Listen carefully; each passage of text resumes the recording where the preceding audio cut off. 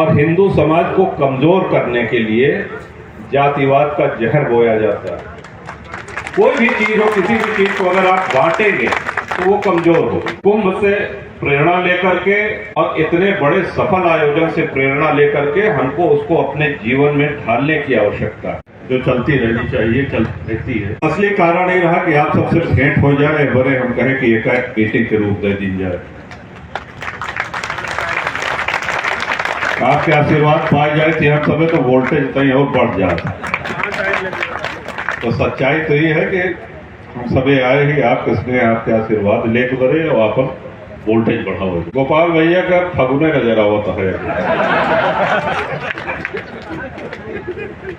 चैत आ गया महाराज, होली फागुन में जला तो चैत में खेल ही जाते, ये है ना? सही कहा था।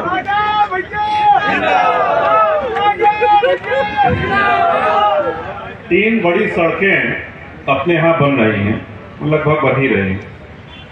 एक तो गंगा एक्सप्रेसवे हो गया, एक लखनऊ प्रयागराज मार्ग का और चौड़ीकरण हो रहा है, और तीसरा श्री राम वन गमन मार्ग। ये 3 बड़ी सड़कें बिहार से होकर के गुजर रही हैं, और इन 3 सड़कों के कारण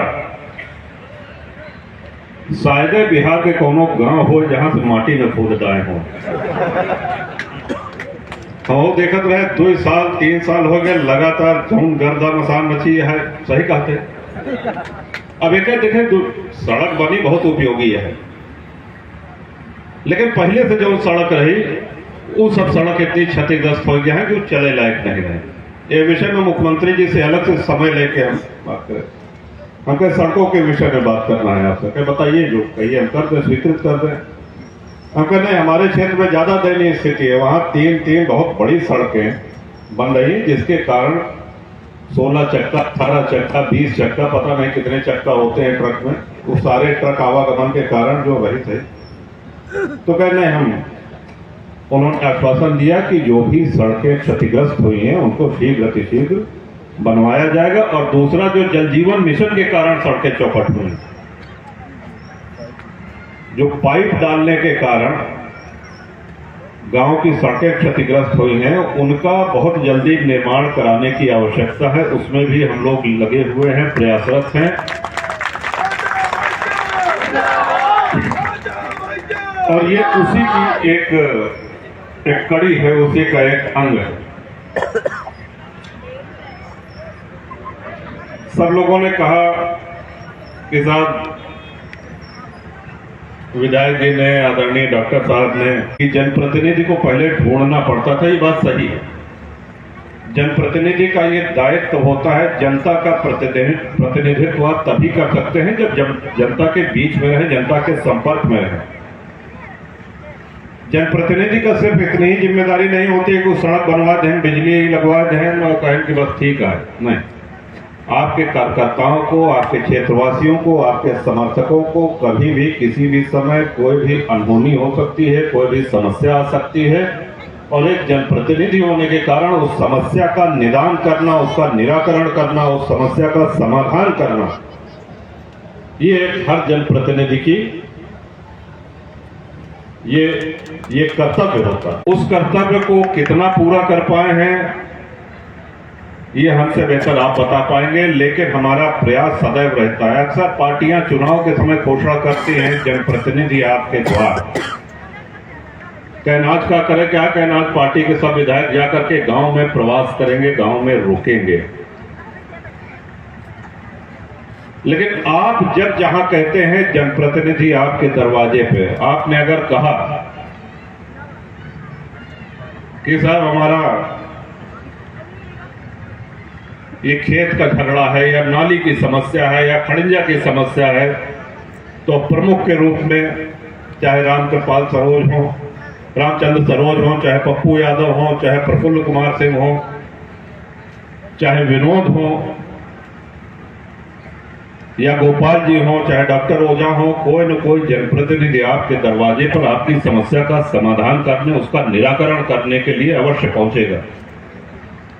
चेयरमैन निर्वा भी आए हुए हैं, कुंवर बहादुर पटेल देखे हुए हैं, साथ रहना शायद सूची में नाम नहीं लिखे हैं, ये हमारी गलती ना हुआ है। आपका भी अभिवादन। एक जनप्रतिनिधि के रूप में अगर व्यक्ति काम करना चाहे तो दिन के 24 घंटे उसको कम पड़ते हैं। और यही सिद्धांत है, यही हमने अपने सभी शुभचिंतकों को, अपने दल के लोगों को यही बताया है कि कर्मठता से, ईमानदारी से, मेहनत से, बिना किसी भेदभाव के क्षेत्र की और जनता की सेवा में दिन रात उपलब्ध रहें। यही सबसे बड़ा प्रमाण पत्र है। चुनाव तो पहले भी होते रहे, जब से देश आजाद हुआ तब से चुनाव होते रहे, तब से सांसद विधायक होते रहे, लेकिन जिस जनप्रतिनिधि को जनता का सच्चा आशीर्वाद मिले उसी का जीवन धन्य है। अभी कुछ ही दिन पूर्व धरती का सबसे बड़ा महापर्व महाकुंभ संपन्न हुआ। जिन लोगों ने कुंभ का नाम नहीं सुना था विदेशों में, वो दुनिया अचंभित है कि इतना बड़ा आयोजन, विश्व की सबसे बड़ी भीड़ एक स्थान पर। और चमत्कार देखिए, किसको कहां जाना है किसी को पता नहीं है, कहां से चले आ रहे हैं लोग। आस्था ऐसी चीज है, धर्म में निष्ठा ऐसी चीज है। बुजुर्ग, बच्चे, महिलाएं सर पे बोरे रख के, गठरी रख के चली आ रही हैं। कहां सोएंगे, कहां भोजन मिलेगा, किसी को कोई ठिकाना नहीं है। लेकिन चमत्कार ये देखिए, ईश्वर का चमत्कार, गंगा मां का आशीर्वाद ये देखिए कि पूरे कुंभ में एक भी व्यक्ति भूखा नहीं सोता। हमारे धर्माचार्यों ने, हमारे संतों में, महात्माओं ने, हमारे आश्रमों ने इतने अन्न क्षेत्र, इतना भंडारा चलाया। अद्भुत उदाहरण है। आज विश्व चकित होकर के देख रहा है कि इतना बड़ा मैनेजमेंट भीड़ का ये कैसे संभव। लेकिन आस्था एक ऐसी चीज है। और जानते हैं, जिस विषय को गोपाल जी ने उठाया, डॉक्टर ओझा ने उठाया, बड़ा, इस पूरे कुंभ की भीड़ में जो लोग आ रहे थे, एक साथ एक घाट पे नहा रहे थे, एक साथ एक भंडारे में प्रसाद पा रहे थे, थके तो थक करके एक साथ बैठ गए, लेटे तो एक साथ सो गए अगल बगल। कहीं आपको कोई जातीय भेदभाव लगा? कहीं ये कुछ देखने को मिला? ये तो स्वार्थ सिद्धि के लिए और हिंदू समाज को कमजोर करने के लिए जातिवाद का जहर बोया जाता है। कोई भी चीज हो, किसी भी चीज को अगर आप बांटेंगे तो वो कमजोर होगी।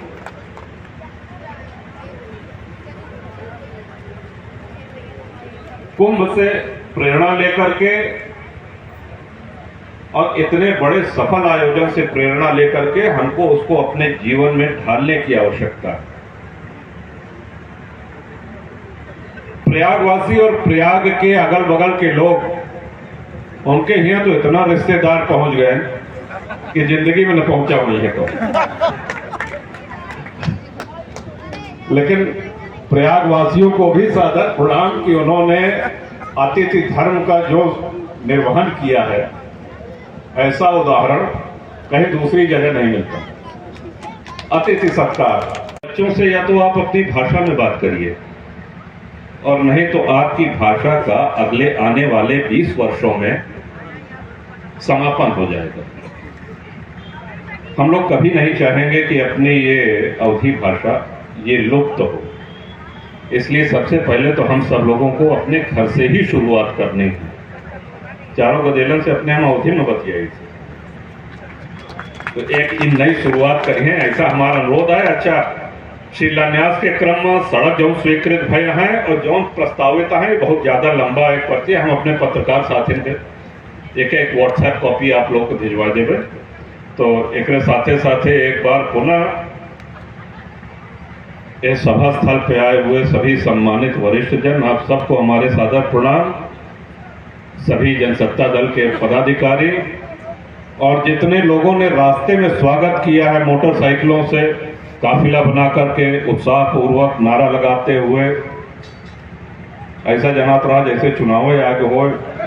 उन सब बच्चों के ढेर सारा आशीर्वाद, बहुत बहुत धन्यवाद। जय सिया राम।